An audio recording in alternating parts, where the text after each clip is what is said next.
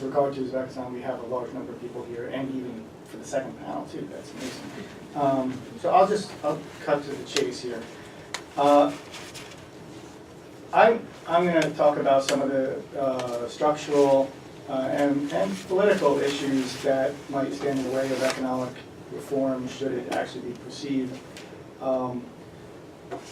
If we were to say, for example, as a thought experiment, were to consider Shavkat Mirziyoyev as someone who's more pragmatically focused, who is kind of a problem solver, and he would actually like to pursue economic reform at some point, and you know, what kind of challenges would he have to overcome? And so, if you take that perspective, here are three sort of concentrations of what I refer to as vested interests, where you would have to deal with and essentially have to overcome these substantial structural impediments.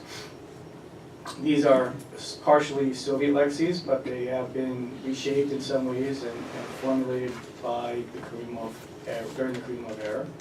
And I think that they are very, very substantial and very serious issues for any leadership that will come to be in Uzbekistan. And they all arise from what is clearly an autarkic economic trajectory that the country has been on for the last 20 to 30 years. So the first refers to and focuses on major export commodities, oil, ferrous, non-ferrous metals, cotton, gold, and so forth. And these commodities are state controlled. They're sold externally, and then they're purchased from local producers at a very reduced rate. And then the profits are concentrated at the top levels. And really the entrenched top elites, really the very few elites surrounding the president are the ones that primarily benefit from this flow of wealth coming in. So this is not an insubstantial amount of money. This is a significant amount of money that's flowing into the coffers of these elites that is not going back into the state. There are some analyses of the cotton sector, for example, that have found that very little money from cotton sales abroad is finding its way into the state, and that could be up to $500 million a year if you will try to stay away from numbers. And on top of that, of course, there are many costs of the cotton system besides forced labor, which was referred to earlier. But this is focusing on cotton, declines revenue, declines incomes of the people that live in those areas, declines revenue that the state can collect. It leads to all sorts of ecological problems, and of course it fosters a certain amount of corruption as well. So this is a top-level set of vested interests that the Mirziyoyev government, should it actually be the government after the election, would have to grapple with. And my sense is that there was going to be really little effort to address these entrenched interests. And that's not from empirics, that's also from political science theory. We know from political science what are the conditions under which we see elite defections. And the conditions are really not there in the case of Uzbekistan. So my sense is that Mirziyoyev is really not going to touch this. These rents are much of the glue that holds together this ruling elite. At least it will not be a full-scale, whole-scale set of reforms. If there's any, it would be very piecemeal, and I don't think it's really, I think that's the last thing that's going to be addressed. That's prediction number one. The second area that I'd like to talk about is the concentration of vested interests at the regional governors level. Much like during the Soviet period, the regional governors in Uzbekistan have really substantial amounts of influence across a wide array of areas. They command basically all three factors of production: land, labor, and capital. They determine how land is distributed, if there's any kind of privatization or some version of that. They're influential. They don't determine, but they're influential in how people access credit, how people access resources for crop production or inputs for business development. can have an influence on whether tractors are just, or people have access to technology. They have influence on a whole array of areas. So here it's important to keep in mind that, especially, one tends to think of the rural areas as mainly agricultural production centers. In point of fact, these are well-developed economies. For example, in Fergana City alone, and this is data from 10 years ago, there are 30 large industrial companies, 5 other major factories, a cotton factory, 2 cotton factories, a chemical factory, cement, glass, brick factories, in addition to all the agricultural enterprises there. So that means that, and of course the provincial and mainly the provincial leaders, the district leaders at times also, they have influence over who has licenses and contracts and public sector jobs. So it's very important to think about if there's any kind of economic reform being introduced, it's really got to kind of be affirmed and approved. And it's not just a matter of whether it's something that is directly under their particular purview, because their purview is informally quite broad. And so, on the other hand, Mirziyoyev that's his background came from, his professional background came from being governor in Gizak and governor after that in Samarkand. And then as prime minister, he's very close, not day to day perhaps, but certainly week to week, hands-on dealing with these administrative officials at the regional level and at the district level too at times. So he's certainly very familiar with these areas, and I think as others who were up on the previous panel could speak perhaps more to than I could, he has a lot of individual one-on-one contacts with many of them.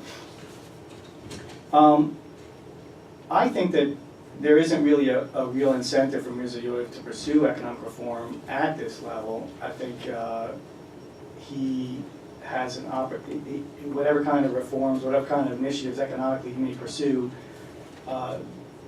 especially in terms of the agricultural production, the agricultural sector, but just generally, I think that there's, he's going to use a lot of his personal influence over these actors to try to squeeze them for what he can.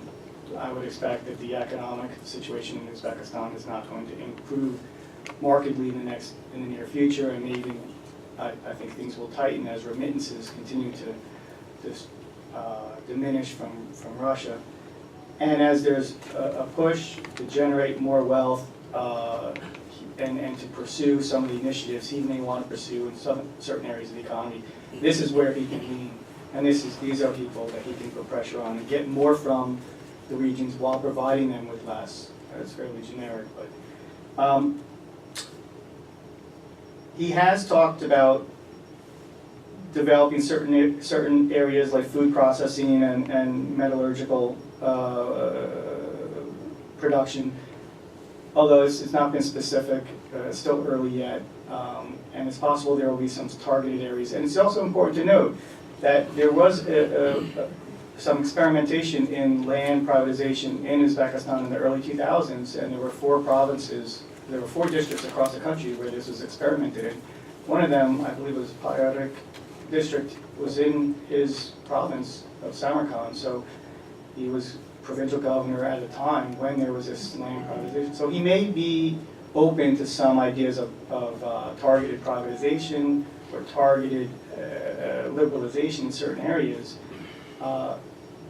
I think, nonetheless, he's going to have to get the provincial governors to, in that area, to essentially sign off on whatever he proposes. And then thirdly, the third set of vested interests, which is where Uzbekistan differs from all of its other Central Asian neighbors, is the enormous investment in the development of a coercive apparatus over the last 2 decades, and giving them access to or monitoring responsibilities of large portions of the economy. As they would say, we don't monitor the economy, we monitor the enforcement of the laws, and the laws require that we monitor parts of the economy, but that's what a prosecutor would say. But nonetheless, and these responsibilities, of course, diminish public salaries and just a general pervasive nature of corruption in Uzbekistan has led to an increase in predation by these actors. And so any kind of economic reform, any kind of liberalization is going to have to deal with this very serious problem of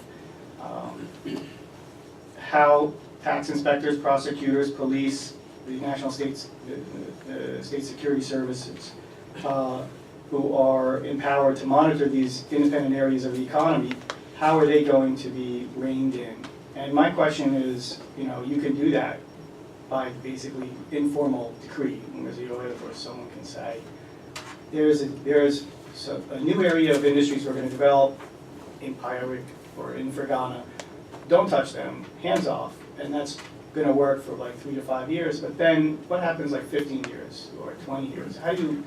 And I think that gets at the question that Dilrodom raised in the previous panel about institutional change. That takes time, and it's very difficult. And so, Mirziyoyev has talked about developing small and medium-sized enterprises and giving them certain advantages. I really am skeptical about how you provide and institutionalize protections for that sector development. I think it's one of the most promising areas for developing the economy in Uzbekistan. It doesn't threaten the major entrenched interests, and it could actually really improve the conditions of everyday people. But I don't know how you rein in and put some protections in place to prevent law enforcement, who have now become accustomed to getting some piece of the pie, from continuing to do so. There are precedents in Latin America of finding ways to get the military out of politics in the same way you can try to find ways to get the law enforcement and security services out of this role. I'm somewhat skeptical, but I want to try to somewhat end on a semi-non-negative, end on a positive note. So my point is that there are 3 sets of vested interests. Those in the ruling elite, those surrounding the regional officials, and then in the law enforcement institutions.